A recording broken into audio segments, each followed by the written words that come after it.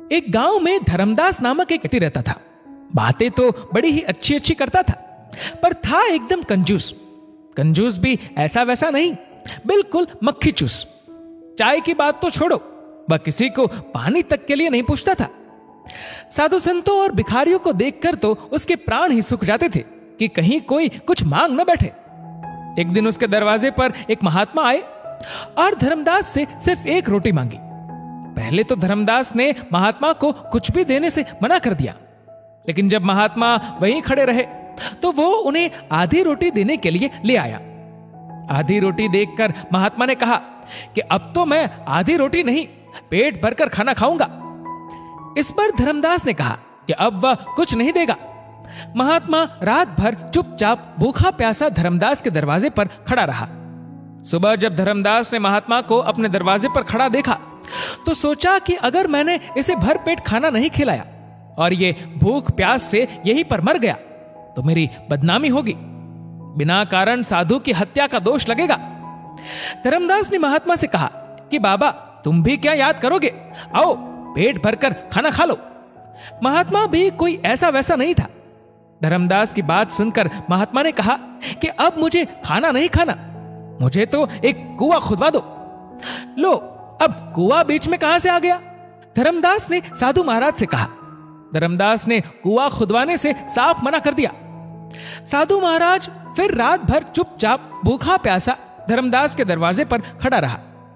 अगले दिन सुबह भी जब धर्मदास ने साधु महात्मा को भूखा प्यासा अपने दरवाजे पर ही खड़ा पाया तो सोचा कि अगर मैंने कुआं नहीं खुदवाया तो यह महात्मा इस बार जरूर भूखा प्यासा मर जाएगा और मेरी बदनामी होगी। धर्मदास ने काफी सोच विचार किया और महात्मा से कहा कि साधु बाबा मैं तुम्हारे लिए एक कुआं खुदवा देता हूं और इससे आगे अब कुछ मत बोलना। नहीं, एक नहीं, अब तो 2 कुएं खुदवाने पड़ेंगे। महात्मा की फरमाइशें बढ़ती ही जा रही थी। धर्मदास कंजूस जरूर था पर बेवकूफ नहीं। उसने सोचा कि अगर मैंने 2 कुएं खुदवाने से मना कर दिया तो ये कल 4 कुएं खुदवाने की बात करने लगेगा। इसलिए धर्मदास ने चुपचाप 2 कुएं खुदवाने में ही अपनी भलाई समझी। कुएं खुदकर तैयार हुए तो उनमें पानी भरने लगा। जब कुओं में पानी भर गया तो महात्मा ने धर्मदास से कहा 2 कुओं में से एक कुआं मैं तुम्हें देता हूं और एक अपने पास रख लेता हूं। मैं कुछ दिनों के लिए कहीं जा रहा हूं, लेकिन ध्यान रहे मेरे कुएं में से तुम्हें एक बूंद पानी भी नहीं निकालना है। साथ ही अपने कुएं में से सब गांव वालों को रोज पानी निकालने देना है। मैं वापस आकर अपने कुएं से पानी पीकर प्यास बुझाऊंगा। धर्मदास ने महात्मा वाले कुएं के मुंह पर एक मजबूत ढक्कन लगवा दिया। सब गांव वाले रोज धर्मदास वाले कुएं से पानी भरने लगे। लोग खूब पानी निकालते पर कुएं में पानी कम न होता। शुद्ध शीतल जल पाकर गांव वाले निहाल हो गए थे और महात्मा जी का गुणगान करते न थकते थे। 1 वर्ष के बाद महात्मा पुनः उस गांव में आए और धर्मदास से बोले कि उनका कुआं खोल दिया जाए।